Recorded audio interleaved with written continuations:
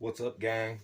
On today's episode, I will be reviewing the Condor KTAC Kukri and the Knives by Hand Bhojpure Kukri. So, stay tuned, and I'll have some chopping action in the woods. Peace out.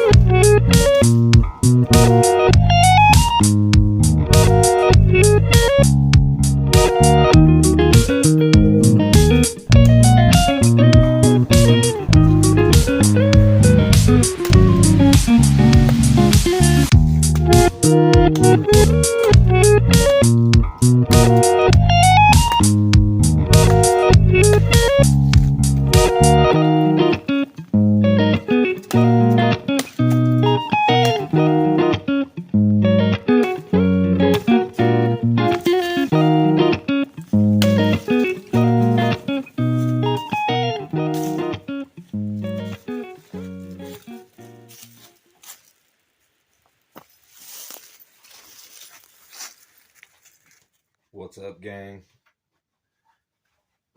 It's Doomver, and I just came back from the woods, and I had the new Kukri out after my modifications, and I gave it a bit of use out in the woods, and I have video of that, so I'll put that in at the end here. Make sure this is straight there. And yeah, so I wanted to go over the other Kukri and this one in like a little side-by-side comparison, and give you guys my just my honest opinion on the two, and which one I suppose which one I would recommend. Both of them, to be honest with you, but which one I would put my money towards, so, or how I would figure that out or whatever. But we will start the show here by identifying each of them. This is the Condor KTAC Kukri. It is 10 inches from the let's see, the bolster, I guess you would call it there. That's where a bolster would be, to the tip is 10 inches. The thickness of the spine is 6 millimeters. And let's see, the handle is made of micarta, which is like a linen or cotton material with resin, and it's been compressed into slabs, and then they'll put that on there. And it also has the flat pommel on the bottom to hammer stuff in with, and to strike with in general for whatever you need, bust out of a car or into a car or out or into something. The steel on this one is 1075. The overall length is 14.5 inches. And the weight is 32 ounces. Now, on to the Knives by Hand. I'm probably going to mess this name up. It's what I've been calling it in my mind is Bhojpure or Bhojpure. It's spelled Bhojpure,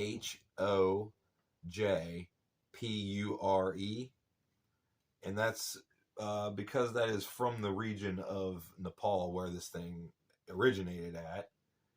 But I'm a hillbilly American, and I don't know how to say the name, But anyhow, let's give the specs on this one. Is it has, and this is, I ordered this from Knives by Hand, by the way. It came from Nepal, but through Knives by Hand. And this has 5160 steel. It has blade length of 10 inches, like the KTAC. Overall length is 15 and a quarter, which is slightly larger than the KTAC. The handle material is rosewood. Now is wrapped in hockey tape, which gives it more of the feel of this one, which I really like the handle on this one. So I like how that feels on this. But it came with a smooth wood handle, so that's why I added this. And you can see that video in another video. You can see that in another video. I'm sorry, my brain's getting ahead of my mouth. But okay, and from the handle we have, its weight is 21.4 ounces. The spine thickness is 8 millimeters, which is 2 millimeters thicker than this. The let's see, I think I gave you all the information that I gave for the other one. I hope I did. If I didn't, tell me in the comments and I'll try to address it in the comments. But then I was going, well, yeah, now I will move on to the price point. The Condor KTAC is $138. The Knives by Hand Bhojpure Kukri is $150. So they're pretty damn close. This is about 140. This is 150. You will have to pay shipping on this. So your 138 is going to hop up to probably about 150, if we're going to be honest here. I'll probably get you up to 150 if you order through a website or whatever. Now, Knives by Hand, shipping is free in the US. So I got a flat 150 for it. So that was cool. Also, there's no place, I mean, I could tie a lanyard on this if I wanted to, like how this one has it. And it also has holes with like steel tubing that it goes all the way through. You could lash it to a stick if you wanted to reach up high into a tree and chop off some kind of food item or something that's growing in the tree. You could do that, or you name it, whatever. This does not have a hole through the handle to put a lanyard, which honestly I used it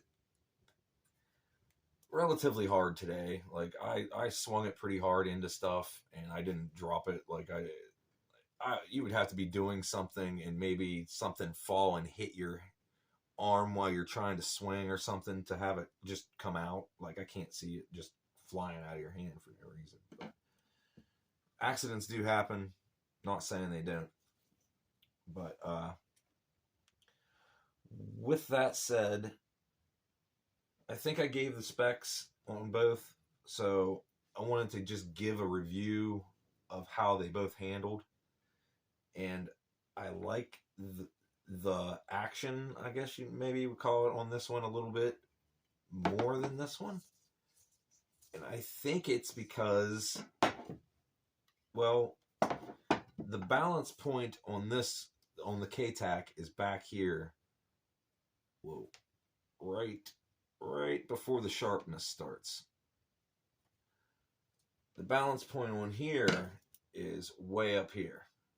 So this is heavier forward. And you can see also, let me bring the camera down so you can see the angle of on the spine, what I'm referring to is how this goes up, and then this almost recurves in as this one just has almost a smooth curve, which puts the sweet spot is about how this has a gold mark here and a gold mark there. That's pretty much the sweet spots right here. Like when you're swinging with all your power, you want to hit right about there, and you're going to chop some stuff. This one, on the other hand, it's lighter in the front end because of this pommel on the end. Because that, you got to figure, that's a 1/4 inch chunk of steel there on the bottom. So that puts a little bit more weight toward the back to the back of the knife. So you're not getting it feels lighter, and in the specs it says it weighs more.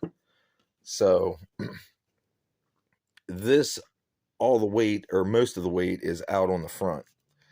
And this has a distal taper and a tapered tang, which if the tape wasn't on here, it gets much thinner back here than it is up here.